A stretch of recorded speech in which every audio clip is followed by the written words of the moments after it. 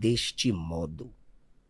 Então já aproveita, pastor, e já faz a sua pergunta para o Ariel. Baseado, Sua primeira pergunta. baseado nesses textos, eu quero que ele me dê um texto, é a segunda vez que eu faço a mesma pergunta, que apoie, que confirme e que permita o uso de imagens para culto, para a glória de Deus, para ter contato com o Senhor num ambiente cultico. No ambiente cultico. Gostei muito do senhor fazer essa pergunta, porque o centro do ambiente cultico judaico tinha uma imagem, que era a da Arca da Aliança. Eita, que legal. Se nós formos lá para Êxodo 25, aqui no versículo 18 em diante, nós temos aqui, ó. Farás também 2 querubins de ouro batido os farás. Isso é Deus falando com Moisés. Nas 2 extremidades do propiciatório. Farás um querubim na extremidade de uma parte e outro querubim na extremidade de outra parte. De uma só peça com o propiciatório, fareis querubins nas 2 extremidades. Os querubins estenderão as suas asas por cima, cobrindo com suas asas o propiciatório, as faces deles, de fronte uma a outra. Porás o propiciatório em cima da arca, depois que houver exposto na arca o testemunho que eu te darei. E ali virei ter a ti, e falarei contigo de cima do propiciatório, no meio dos 2 querubins que estão sobre a arca do testemunho. Tudo o que eu te ordenar para os filhos de Israel. Então o que nós temos aqui é o centro do culto judaico, que é a Arca da Aliança, onde se deveriam ser feitos os sacrifícios com 2 querubins de ouro.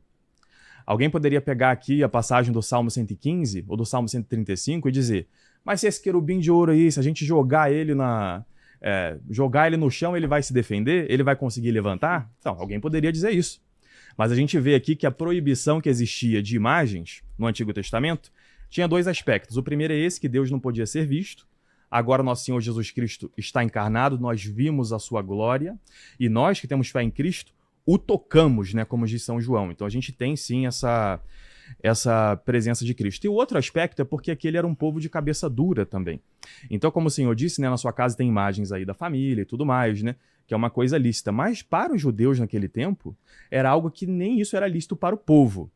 Justamente no ambiente de culto é onde se permitia imagem, porque você tinha aqui os querubins, você tinha também, lá em Números 21, a gente vai ver Moisés dizendo que, Deus falando para Moisés para fazer uma serpente de bronze, colocá-la em cima de uma haste, e todas as pessoas que fossem picadas por serpente, quando olhassem para essa imagem, se curariam. Imagina isso hoje, né? Eu já vi pastores criticando pessoas que vão à Aparecida, por exemplo, e olham lá para a imagem de Nossa Senhora e alcançam cura, né? Isso, inclusive, é registrado. E aí dizem, isso é idolatria, isso é coisa do demônio. Pois bem, o próprio Moisés faz isso aqui em Números 21, no versículo 8 em diante. E mais, essas imagens tinham até um tipo de reverência que, se a gente fosse olhar hoje, talvez com a nossa mentalidade, pareceria idolatria. Para a gente ver que não é uma coisa externa a idolatria, mas é algo do coração.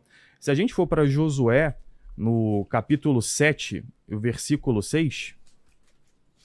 nós temos aqui Josué se prostrando diante da Arca da Aliança, ó, no versículo 6 em diante.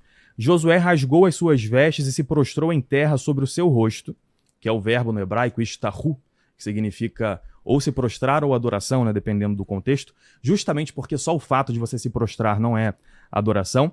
Se prostrou em terra sobre o seu rosto perante a Arca do Senhor até a tarde, ele e os anciãos de Israel, e deitaram pó sobre as suas cabeças.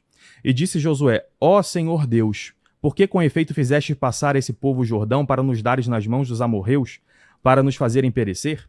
Então ele está ali junto com todos os anciãos, as lideranças, fazendo um ato litúrgico mesmo de oração, para que Deus o libertasse desse momento. E às vezes a gente esquece que ele estava se prostrando diante de um objeto que era de ouro, com querubins em cima. Então o Senhor disse, né, que não tem na Bíblia, em lugar nenhum, imagens no culto, como que a gente poderia ter isso, né, imagens num contexto de culto, uma prostração em contexto de culto. Eu acabei de te mostrar aqui em Josué capítulo 7, versículo 6, em Êxodo 25 e em Números 21. Então, assim, fica claro que o fato de ter uma imagem em si não seria um problema. Sobre se prostrar, né, tem várias outras passagens também.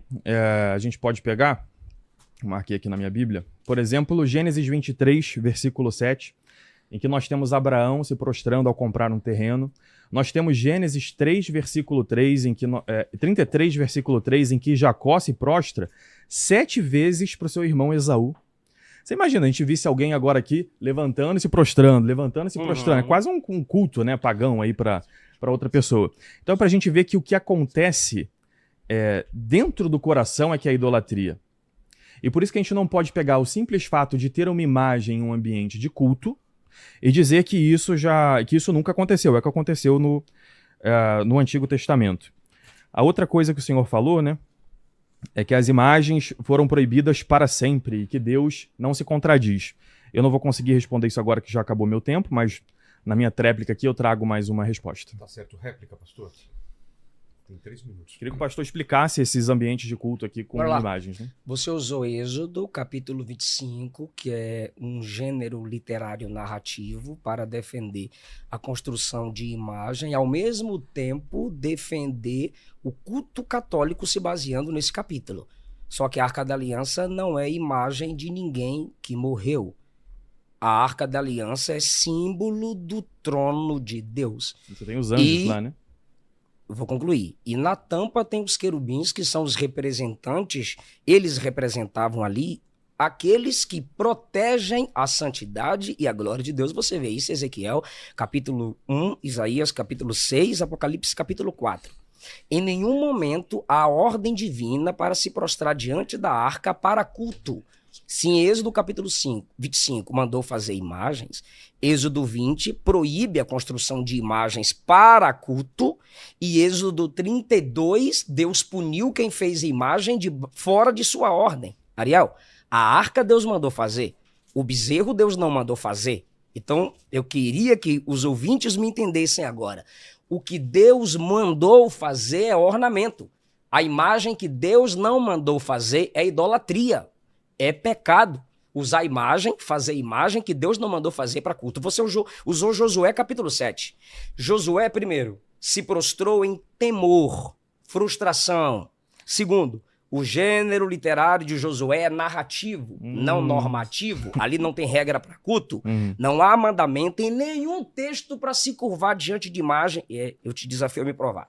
A arca não era a imagem nem de uma pessoa, nem de um Deus. Era o símbolo de um trono, do governo de Deus. Ao se prostrar, Josué estava particularmente indicando que ele estava se submetendo à direção divina. O mandamento a respeito da arca nunca foi se prostrar, são 2. Então, se a gente está lendo um texto, tem que saber o que é mandamento e o que é comportamento, uma narrativa que simplesmente aconteceu. E a ordem sobre a arca está em Josué 3. Mantenha distância. E quando ele se prostrou diante da arca, o que Deus disse a ele foi: levanta. Então você percebe que não há nenhum tipo de mandamento no Antigo Testamento para que se prostre diante da arca como imagem para se cultuar ao Senhor. E você citou também o bezerro, perdão, já passei do bezerro. Você citou a serpente que Deus mandou fazer. Legal. Quando Deus mandou fazer, ele falou para olhar para a serpente, não se prostrar, não orar e não clamar. Só esqueceu de falar que no 2º livro dos Reis, capítulo 18, quando essa imagem foi idolatrada, o juízo de Deus veio, ela foi quebrada, destruída, porque se prostrar perante aquilo era idolatria, portanto pecado. Se basear nesse texto é imaturidade teológica. Agora tem 3 minutos para tréplica, eu vou pedir um café, alguém... 2 minutos eu aceito para tréplica. Eu tô só na água. Só na água? Então 2 cafés.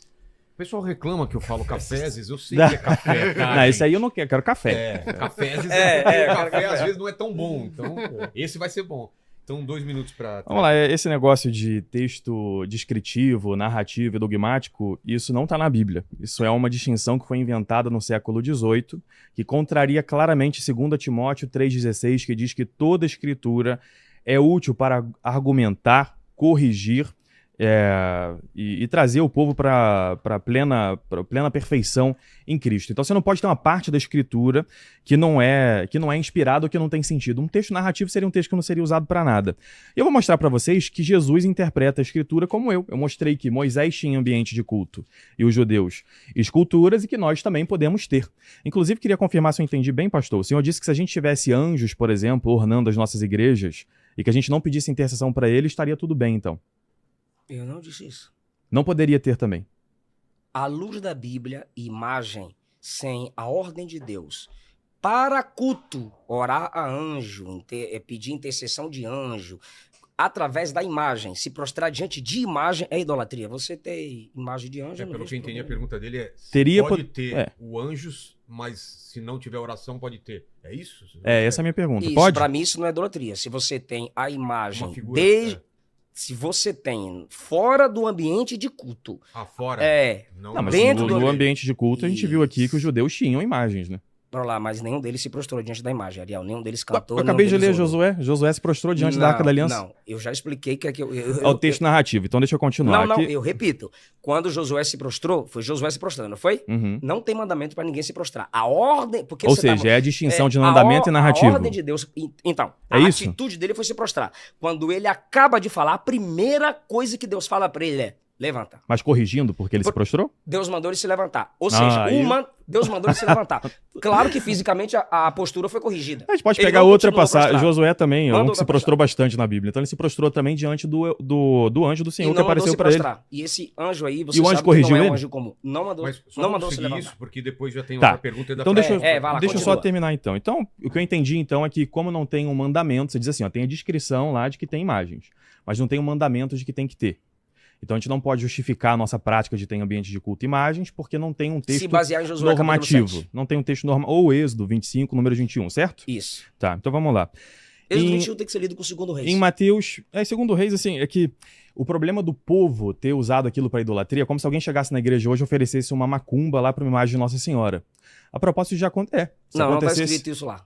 Mas é isso. O povo começou a oferecer incenso para serpente de bronze. Incenso, não tem nada a ver com é uma oferenda, né, pastor? Sim, é um tipo de oferenda. Então é como se oferecesse uma macumba lá para a imagem de Nossa Senhora. Porque a imagem estava lá. Então, mas você está dizendo então que Deus pediu para o povo, mandou o povo fazer uma imagem que seria para o seu próprio mal? Olhar para a imagem naquele momento específico. Mas você está dizendo que não tem que ter imagem. Você esqueceu de falar lá que depois eles têm adoração sobre isso. Quando eles adoram... Então não pode imagem, por causa disso. Não. Mas por que Deus mandou eles fazerem imagem, então? Deus mandou naquele momento específico, aí você olha... Ele mandou algo ruim? Bora lá, João capítulo 3, versículo 13. Não, volta para lá. Ele mandou não é algo você ruim. que tem que determinar a minha hermenêutica. Quando você lê Números... Hermenêutica é? A interpretação do texto. Tá, a arte da interpretação do texto. Quando você lê Números, você precisa entender que é o Novo Testamento que interpreta o Antigo Testamento. Como os apóstolos interpretaram o texto. Isso, como Jesus interpretou o texto. Eles não interpretaram dizendo o texto normativo e descritivo. Jesus falou o que sobre o texto? Posso mostrar? Você já pulou de Josué para Números, assim. Sua teologia são não pode ser uma exemplos. sistemática bagunçada. Então, você acha que a minha teologia tem que ser baseada em versículos isolados e não trazer vários? Ela está baseada em versículos isolados agora. Bora lá. Eu trouxe vários versículos. Em Números, Deus mandou construir imagem, ok.